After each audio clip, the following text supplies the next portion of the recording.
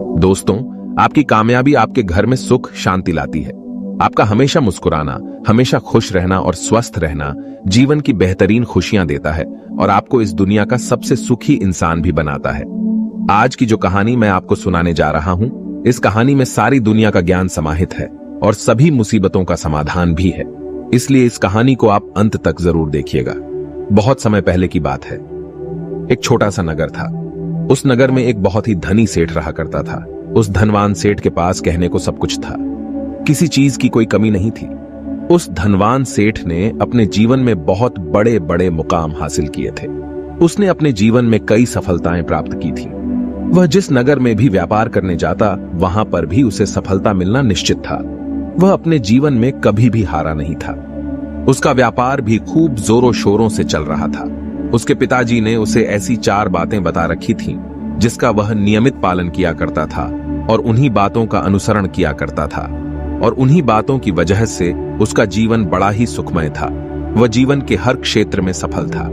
ऐसे ही काफी समय बीत गया और अब वो धनवान सेठ काफी बूढ़ा हो चुका था। अब उसे लगने लगा था कि मेरी मृत्यु बहुत नजदीक है, मेरी मृत्यु कभी भी हो सकती है। और वह जानता था कि उसका बेटा बहुत भोला है, बहुत नादान है, उसे अभी दुनियादारी की समझ नहीं है। इसलिए उसने अपने बेटे को अपने पास बुलाया और अपने बेटे से कहा, बेटा, मैंने अपने पिताजी से 4 बातें सीखी थी और उन्हीं बातों को मैंने अपने जीवन में उतारा। उन्हीं के अनुसरण की वजह से आज मैं अपने जीवन में इतना सफल हूं, अपना जीवन सुखमय पूर्वक बिता रहा हूं। उन्हीं बातों की वजह से आज मैं इतना सुखी हूं, संतुष्ट हूं और इतना धनवान हूं। ना ही कभी मुझे कोई बीमारी हुई और ना ही मुझे कभी कोई धन की कमी हुई। और तुम देख ही पा रहे हो कि मैं इस नगर का सर्वश्रेष्ठ धनवान हूं। लेकिन आज मेरे पास जो कुछ भी है, मैं उससे संतुष्ट हूं, मैं खुश हूं। लेकिन मैं चाहता हूं कि तुम मुझसे भी आगे बढ़ो, तुम और नाम कमाओ, तुम और धन कमाओ, लोग तुम्हारे बारे में जाने, तुम्हें पहचाने, क्योंकि हमारा समय कुछ और था और तुम्हारा आने वाला समय कुछ और ही है। उस धनवान सेठ ने अपने बेटे को अपने और करीब बुलाया और उससे कहने लगा, बेटा, आज मैं तुमको दुनिया की ऐसी 4 महत्वपूर्ण बातें बताने जा रहा हूं जो मुझे मेरे पिताजी ने बताई थी, और इसी के कारण आज मैं इतना सफल हूं। यदि तुमने इन सभी बातों को अपने जीवन में उतार लिया, इनका नियमित तौर पर पालन किया, इनका अनुसरण किया, तो तुम भी अपने जीवन में बहुत धनवान बन जाओगे, अपने जीवन को बहुत सुखमय तौर पर बिताओगे।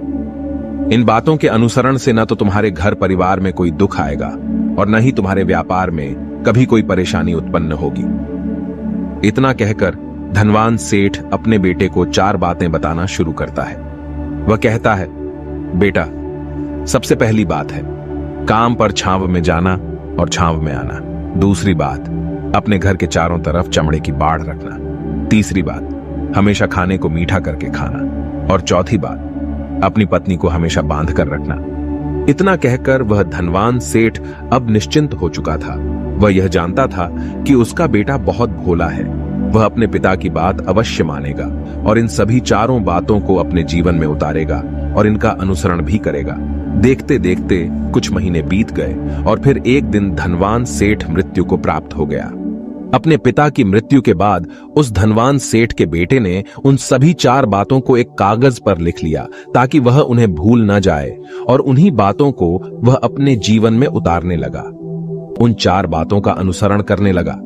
सबसे पहली बात जो उसके पिता ने उससे कही थी, छांव में जाना और छांव में आना, तो उसने अपने घर से लेकर अपनी दुकान तक पूरे रास्ते पर एक टेंट लगवा दिया, क्योंकि उसके पास पैसा तो बहुत था और उसे कोई रोकने वाला भी नहीं था। जब भी कोई उससे पूछता कि आखिर तुमने ऐसा क्यों किया, तो वह उसके जवाब में बस इतना ही कहता कि मेरे पिताजी ने मुझसे ऐसा ही करने को कहा है।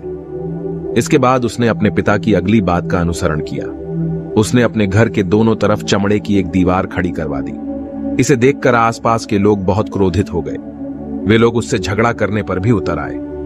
कई लोगों ने तो यह तक कह डाला कि आखिर तुमने ऐसा क्यों किया, चमड़े की बाड़ तुमने क्यों खड़ी करवा दी, चमड़े से बहुत बदबू आती है और इससे हमें तकलीफ होती है, इसे आज ही निकलवा दो। लेकिन कोई उसका कुछ भी ना बिगाड़ सका, क्योंकि उसके पास बहुत पैसा था। इसलिए कोई भी व्यक्ति उसका ज्यादा समय तक विरोध न कर सका, और उसने भी मन बना लिया था कि वह अपने पिता की सभी बातों को पूरे दिल से मानेगा।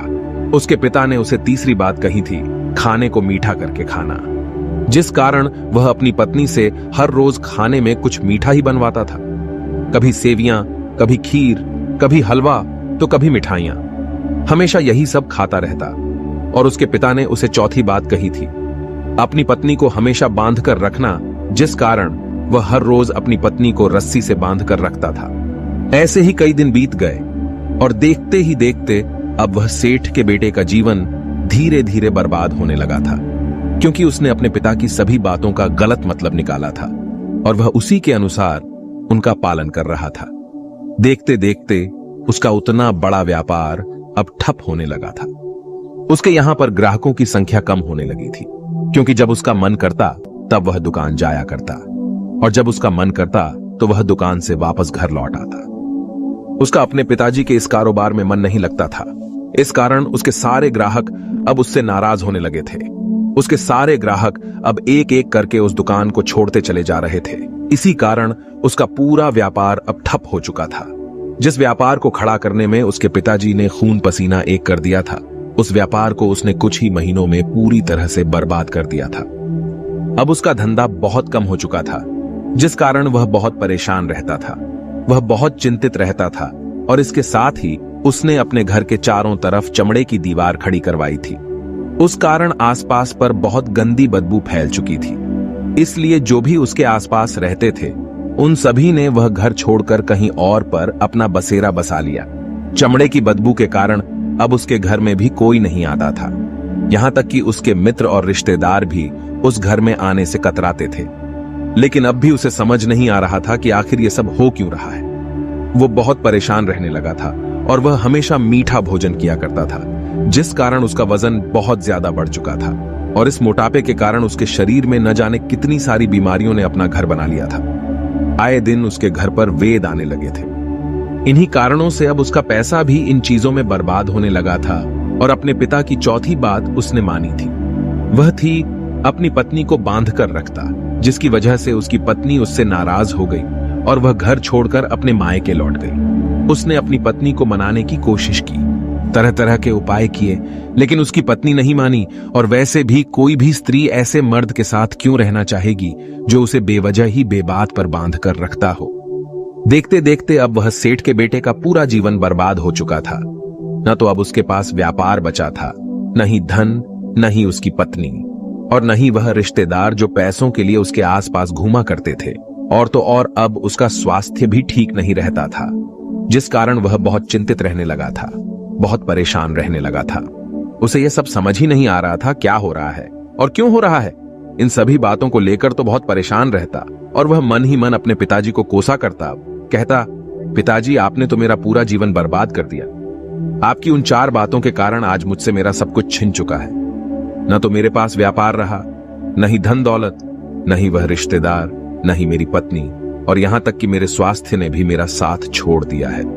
आप ही के कारण आज मेरा पूरा जीवन बर्बाद हो चुका है। यदि मैंने आपकी वह 4 बातें न मानी होती, यदि मैंने उन्हें अपने जीवन में न उतारा होता, तो आज मैं एक सुखमय जीवन जी रहा होता। आपकी इन 4 बातों पर चलकर मुझे क्या मिला? मैंने एक आज्ञाकारी बेटे की तरह आपकी सारी बातें भली भांति मानी, उन पर यकीन किया, उनका अनुसरण किया। लेकिन मैं ही मूर्ख था जो मैंने आपकी उन बातों पर आंख बंद करके यकीन कर लिया। इतना कहकर वह फूट फूट कर रोने लगा। तभी उसे एक दिन पता चला कि उसके पास के नगर में एक साधु आए हुए हैं और वह साधु सभी की समस्याओं का हल बताते हैं। चाहे कैसी भी समस्या हो, वह उसका निवारण अवश्य करते हैं। यह सुनकर उसने सोचा कि चलो एक बार मिलकर देखता हूं, हो सकता है कि मेरी भी समस्या का समाधान मुझे मिल जाए। इस आशा के साथ वह उन साधु के पास पहुंचा। वहां पहुंचकर सीधा उनके चरणों में जा गिरा और जोर जोर से रोने लगा। वह कहने लगा, हे गुरुवर, अब आप ही मुझे बचा सकते हैं। मेरे पिताजी ने तो मेरा पूरा जीवन बर्बाद करके रख दिया। आज मेरी जो भी स्थिति है वह सब मेरे पिताजी के कारण ही है। मेरे पिताजी ने मुझे जैसा कहा मैंने वैसा ही किया। हमेशा एक अच्छे बेटे की तरह उनकी सारी बातें मानी, अपने सारे फर्ज निभाए, और देखिए मेरे पिताजी ने मेरे साथ क्या किया। मरते मरते भी वह मुझे गलत बात सिखा गए और उसका खामियाजा मुझे आज भुगतना पड़ रहा है, क्योंकि मैंने उनकी सभी बातों को अपने जीवन में उतारा, उनका अनुसरण किया, और देखिए आज मेरे साथ क्या हो गया। मेरा तो पूरा जीवन ही बर्बाद हो गया। मैं अब तक यह नहीं समझ पाया कि मेरे पिताजी ने मेरे साथ ऐसा क्यों किया। क्या मैंने उनके साथ कुछ गलत किया था? इतना कहकर वह उन साधु के सामने और भी जोर जोर से रोने लगा। तभी वह साधु महाराज उस सेठ के बेटे से कहते हैं, बेटा चुप हो जाओ, पहले मुझे अपनी सारी बात तो बताओ। आखिर तुम्हारे साथ क्या हुआ है? तुम इस तरह से क्यों रो रहे हो? तुम्हारी इस परेशानी का क्या कारण है? उन साधु के इतना कहने पर उस सेठ के बेटे ने पर्ची उन साधु के हाथ में रख दी जो उसने अपने पिता की मृत्यु के बाद लिख रखी थी, जिसमें उसने अपने पिता की चारों बातें लिखी थी। उन साधु ने पर्ची ली और उसे पढ़ने लगे, और उन्होंने जैसे ही वह पढ़ा वह जोर जोर से हंसने लगे, और वह उस सेठ के बेटे से कहते हैं, तुम कितने बड़े मूर्ख हो। तुम्हारे पिता ने तो तुम्हें दुनिया का सारा ज्ञान दे दिया, लेकिन तुम उसे समझ नहीं पाए। तुम उसका सही तरह से पालन नहीं कर पाए और कहते हो कि तुम्हारे पिता ने तुम्हें गलत राह दिखाई है, तुमने गलत संदेश दिया है। तुम्हारे पिताजी तो तुम्हारी परीक्षा ले रहे थे कि तुम उनकी बातों को समझ पाते हो या नहीं, तुम उनकी बातों का सही मतलब निकाल पाते हो या नहीं। यदि वह चाहते तो इसका मतलब तुम्हें अच्छी तरह से बता सकते थे, लेकिन वह चाहते थे कि तुम इन बातों का मतलब खुद से जानो, खुद से समझो कि इन बातों का क्या अर्थ है। लेकिन अब तो ऐसा प्रतीत होता है कि मानो तुम्हारी बुद्धि बिल्कुल भ्रष्ट हो चुकी है। तुमसे बड़ा मूर्ख मैंने आज तक नहीं देखा। जिसके पास दुनिया का इतना बड़ा ज्ञान हो, वह भला इतनी बड़ी मूर्खता कैसे कर सकता है? तुम्हारे पास कोई ज्ञान नहीं है, तुमने कोई भी ज्ञान अर्जित ही नहीं किया। अगर तुम इन बातों का सही मतलब समझ चुके होते तो तुम भी अपने जीवन में अपने पिता की तरह ही सफल होते, खुश होते, और तुम्हारा जीवन सुखमय तरह से बीत रहा होता। लेकिन तुम इतने बड़े मूर्ख हो कि तुमने अपने पिता की बातों का गलत मतलब निकाल लिया। उन बातों के मतलब के बारे में तुमने सोचा तक नहीं। उन्होंने जैसा कहा तुमने वैसा करना शुरू कर दिया। यदि तुम्हें उन बातों का अर्थ नहीं पता चल रहा था तो तुम किसी ज्ञानी से मिल सकते थे, तुम उससे उस बात का मतलब निकाल लेते। लेकिन जैसा तुमने अपने पिता की इन बातों को समझा है, इसका मतलब वैसा नहीं है। इस पर वह धनवान सेठ का बेटा कहता है, हे गुरुवर, आप क्या कहना चाहते हैं? क्या मैं अपने पिता की बातों को सही नहीं समझ रहा? और वैसे भी इसमें समझने लायक है क्या? उन्होंने तो सब कुछ साफ साफ ही बताया था और मैंने उन्हें अपने जीवन में उसी तरह से उतार लिया। तो फिर मैंने गलत क्या किया है? इस पर गुरुवर एक बार फिर मुस्कुराने लगे और उस सेठ के बेटे से कहते हैं, बेटा, ये जो बातें लिखी गई हैं, इन बातों के पीछे एक गहरा अर्थ है जिसे तुम समझ नहीं पाए। इसी कारणवश तुमने यह मूर्खता कर दी और इसी कारणवश तुमने अपना पूरा जीवन बर्बाद कर लिया। लेकिन अब भी कुछ नहीं बिगड़ा, अब भी तुम्हारे पास बहुत समय है। यदि तुम चाहो तो अब से मेहनत करके भी तुम अपने जीवन में एक बार फिर से वह खुशहाली व समृद्धि सब कुछ हासिल कर सकते हो। इस पर वह सेठ का बेटा कहता है, ठीक है, कृपया करके मुझे उन चारों बातों का मतलब समझाइए। आखिर उन चार बातों का क्या अर्थ है? इस पर साधु सेठ के बेटे को कहते हैं, तुम्हारे पिताजी ने तुमसे कहा था काम पर छांव में जाना और छांव में आना। इसका मतलब यह है सूर्य निकलने से पहले ही तुम दुकान पर पहुंच जाना और सूर्यास्त होने के बाद ही तुम वापस घर आना, जिससे तुम्हें दुकान पर अधिक से अधिक समय मिल पाएगा। तुम उस काम को अच्छी तरह समझ पाओगे, उस काम को अच्छी तरह से कर पाओगे, उस काम को बढ़ाने में तुम अपना दिमाग लगा पाओगे और तुम अपने काम में तरक्की कर पाओगे। लेकिन तुमने तो इसका गलत ही मतलब निकाल लिया। तुमने तो अपने घर से लेकर दुकान तक एक ऐसा टेंट लगवा दिया जिससे तुम छांव में आ सको और छांव में जा सको। अब तुम ही बताओ, क्या तुमने अपने पिताजी की इन बातों का सही मतलब समझा था? यह सुनकर वह सेठ का बेटा जोर जोर से रोने लगा और कहने लगा, हे गुरुवर, मेरी ही गलती थी। मैंने अपने पिता की इन बातों का गलत मतलब निकाला और इसी कारणवश आज मैं पूरी तरह से बर्बाद हो चुका हूं। मैं ही सबसे बड़ा मूर्ख था। मेरे पिताजी ने तो मुझे इतना महत्वपूर्ण ज्ञान दिया था, लेकिन मैं उस हीरे को पत्थर समझ बैठा। आगे वह सेठ का बेटा उन गुरुवर से कहता है कि गुरुवर, दूसरी बात क्या है, उसका अर्थ क्या है? आगे गुरुवर दूसरी बात का अर्थ समझाते हुए कहते हैं, चमड़े की बाड़ करवाना। इसका अर्थ यह है कि तुम अपने घर में कुत्ता या बिल्ली पालना। जब तुम अपने घर में कुत्ता बिल्ली पाल लोगे तो यह तुम्हारे घर की चारों ओर से रक्षा करेगा, जिससे तुम्हारी धन दौलत पूरी तरह से सुरक्षित रहेगी और तुम बेफिक्र होकर दुकान पर मन लगा सकोगे, बेफिक्र होकर दुकान के कामों को समझ सकोगे और तरक्की कर पाओगे। और तो और तुम्हारे मन में कभी यह भी डर नहीं होगा कि कहीं कोई चोर आकर मेरी संपत्ति न चुरा ले। चमड़े की बाड़ करवाने का असली मतलब यह है, लेकिन तुमने तो चमड़े की बाड़ करवाने का मतलब कुछ और ही निकाल दिया।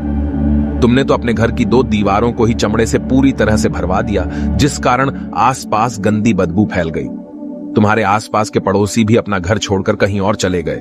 यहां तक कि तुम्हारे मित्र, तुम्हारे सगे संबंधी भी उस बदबू के कारण तुम्हारे घर पर आने से कतराने लगे। और अब हालत यह हो चुकी है कि ना तो तुम्हारे घर पर कोई आता है और न ही कोई जाता है। और इसी कारणवश लोग तुम्हें नापसंद करने लगे। और तुम्हारी बर्बादी का यह भी कारण है। आगे सेठ का बेटा कहता है, हे गुरुवर, यह सब तो ठीक है, लेकिन यह खाने को मीठा करके खाना, इसका क्या? मैंने इसका भी अर्थ गलत निकाला है क्या? मैंने तो अपने पिता की बातों के कहे अनुसार ही हर रोज मीठा खाया, और आज देखिए मेरा शरीर कितना वजनदार हो चुका है, जिस कारण मुझे अनेक प्रकार की बीमारियों ने घेर रखा है। क्या मैं इस बात को भी गलत समझ रहा था? इस पर वह साधु उस सेठ के बेटे से कहते हैं, हाँ, तुमने इस बात का भी गलत मतलब ही निकाला है। मीठा करके खाने का अर्थ यह है कि जब भी तुम्हें भूख तेजी से लगे तभी तुम्हें भोजन करना है, न उसके पहले और न उसके बाद। अन्यथा यदि तुम्हें भूख न लगी होगी और तुम्हें भोजन मिल जाए तो तुम उस भोजन की कभी कदर नहीं करोगे। वह रोटी तुम्हें कभी मीठी नहीं लगेगी, फिर चाहे वह भोजन कितना भी स्वादिष्ट क्यों ना हो, चाहे भोजन कितना भी लाजवाब क्यों ना हो, तुम उसकी कदर कभी नहीं कर पाओगे, तुम उसका सम्मान कभी नहीं कर पाओगे। किंतु जब एक व्यक्ति को जोरों की भूख लगी होती है तो उसके सामने यदि तुम सूखी रोटी भी रख दो तो भी वह उसके लिए किसी पंचमेल से कम नहीं है। वह उसे प्रेम पूर्वक खाता है, उसका आदर करता है, उसका सम्मान करता है, और वह रोटी उसे मीठी लगती है। इसीलिए तुम्हारे पिताजी ने यह कहा था कि भोजन मीठा करके खाना, जिससे तुम्हारा स्वास्थ्य भी अच्छा रहेगा। क्योंकि जब एक व्यक्ति को भूख लगी होती है और उस समय पर जब वह भोजन करता है तो वह उसके लिए एक अमृत समान होता है, और वहीं पर जब किसी व्यक्ति को भूख न लगी हो और ऐसे समय पर वह भोजन करता है तो वह उसके लिए विष समान है। वह उसे बहुत नुकसान पहुंचा सकता है। लेकिन तुमने तो इसका भी गलत मतलब निकाला था। तुम हर रोज मीठा खाने लगे, जिस कारण तुम्हारा वजन बढ़ने लगा, और इसी कारणवश तुम्हारे शरीर में अनेक रोग ने अपना घर बना लिया और यह तुम्हें मृत्यु के करीब ले जा रहा था। इसलिए आज से जब भी तुम्हें जोरों की भूख लगे तभी भोजन करना तुम्हारे लिए अत्यधिक फायदेमंद होगा और तुम्हारे शरीर को हमेशा निरोगी बनाने में तुम्हारी मदद करेगा। और जब भी तब भोजन की आवश्यकता न हो, तुम्हें भूख न लगी हो, ऐसे समय पर भोजन कभी ना करना। यह तुम्हारे लिए बहुत नुकसानदायक साबित होगा। और यही तुम्हारी तीसरी गलती थी, जिस कारण तुम्हारा पूरा जीवन बर्बाद हो रहा था। आगे सेठ का बेटा कहता है, चौथी बात तो बिल्कुल साफ लिखी गई है, अपनी पत्नी को हमेशा बांध कर रखना, तो इसका अर्थ भी कुछ और है। क्या मैंने इसका भी गलत मतलब निकाला है? इस पर साधु कहते हैं, हाँ बेटा, अपनी पत्नी को बांध कर रखने का अर्थ यह नहीं है कि तुम रोज रस्सी से बांध कर रखो, बल्कि इसका अर्थ तो यह है कि जब भी तुम दोनों के बीच में कोई आपसी मतभेद हो जाए, कुछ नोक झोंक हो जाए, तो तुम अपनी पत्नी पर हाथ मत छोड़ना। जब तक एक स्त्री का पति उसके साथ रिश्ते में बंधा होता है तो वह अपने रिश्तों में बंध जाती है और वह अपने रिश्ते को पूर्ण तरीके से निभाने का हर मुमकिन प्रयास करती है। और ऐसे समय पर यदि तुम्हारे बीच कुछ नोक झोंक हो जाए, कुछ गलतियां हो जाए, और ऐसे समय पर तुम उस स्त्री का हाथ नहीं छोड़ते, तो वह तुम्हें छोड़कर कभी नहीं जाएगी। लेकिन इसका अर्थ यह भी नहीं है कि तुम अपनी पत्नी पर अत्याचार करो, बल्कि तुम्हारे पिताजी यहां पर कहना चाहते थे कि जो भी कोई व्यक्ति तुम्हारे साथ किसी रिश्ते में जुड़ा हुआ है, उसे अपने रिश्ते में इस तरीके से बांध लो कि वह तुम्हारे साथ झगड़े और नोक झोंक के बाद भी नुकसान न पहुंचा सके, वह तुम्हारे साथ कुछ गलत न कर सके और तुम्हारा फायदा न उठा सके। अपने रिश्तों को हमेशा बांध कर रखना, उन्हें खुला मत छोड़ना, अन्यथा वह तुम्हारे हाथ से फिसल जाएंगे। और हम में से अधिकांश लोग अपने जीवन में यही गलतियां करते हैं और अपने नए रिश्तों को कभी समय नहीं देते, जिस कारण उनका रिश्ता उतना मजबूत नहीं हो पाता और इसी कारणवश वह अपने रिश्ते से हाथ धो बैठते हैं। और यही गलती तुमने भी की। तुमने तो अपनी पत्नी को बांध कर रखा था, तो भला वह तुम्हें कैसे माफ कर सकती है? और यही कारण है कि वह तुम्हें छोड़कर चली गई। तुमने जो अपनी पत्नी के साथ किया वह माफी के लायक नहीं है, लेकिन तुम्हें अपनी पत्नी से माफी मांगनी चाहिए, क्योंकि तुमने गलत किया है। इसलिए जाओ और अपनी पत्नी से माफी मांगो, उसे वापस घर लाओ। और यही वह 4 बातें थीं जो तुम्हें तुम्हारे पिता ने समझाने का प्रयास किया था, लेकिन तुमने इन सभी बातों का गलत मतलब निकाला और इसी कारणवश तुम पूरी तरह से बर्बाद हो गए। किंतु अभी भी तुम्हारे पास बहुत समय है। यदि तुम इन सभी बातों का सही से अनुसरण करते हो तो तुम अपने जीवन में एक बार फिर से वह सब कुछ हासिल कर सकते हो जो तुमने खोया है। ये सारी बातें हमारे जीवन की पूरी परेशानियों का समाधान है। तुम किसी भी तरह से इनको देख सकते हो। यदि तुम कामयाब होना चाहते हो तो तुम्हें मेहनत करनी ही होगी।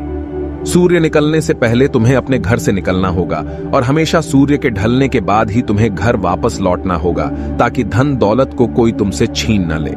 तुम्हें अपने रिश्तों को कुछ इस तरीके से बांधना होगा ताकि वह रिश्ते तुम्हें परेशान न करें, तुम्हें तकलीफ न पहुंचाएं, तुम्हारा फायदा न उठाएं। और हमेशा एक अच्छा और स्वस्थ भोजन करना जब तुम्हें भूख लगी हो, ताकि तुम्हें जो भी सांसें मिली हैं तुम उसे खुशी खुशी जी सको। और अपने रिश्तों को हमेशा बांध कर रखना, उन्हें खुला मत छोड़ना, अन्यथा वह तुम्हारे हाथ से फिसल जाएंगे।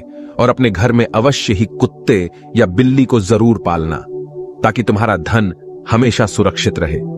इन सभी बातों का अपने जीवन में अनुसरण करने के बाद तुम अपने जीवन में सब कुछ एक बार फिर पा सकते हो जो तुमने आज तक खोया है, और हो सकता है कि तुम इससे भी अधिक उन्नति कर पाओ, इससे भी अधिक समृद्धि पा सके, अपने जीवन को खुशहाल और सुखमय बना सके।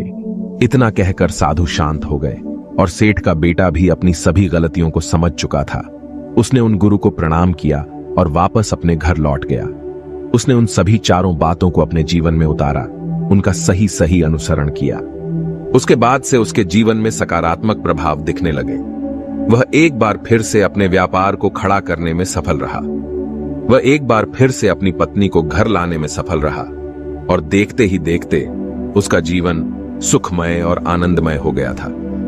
मुझे उम्मीद है कि आपको यह कहानी पसंद आई होगी और आपने इससे कुछ सीखा होगा।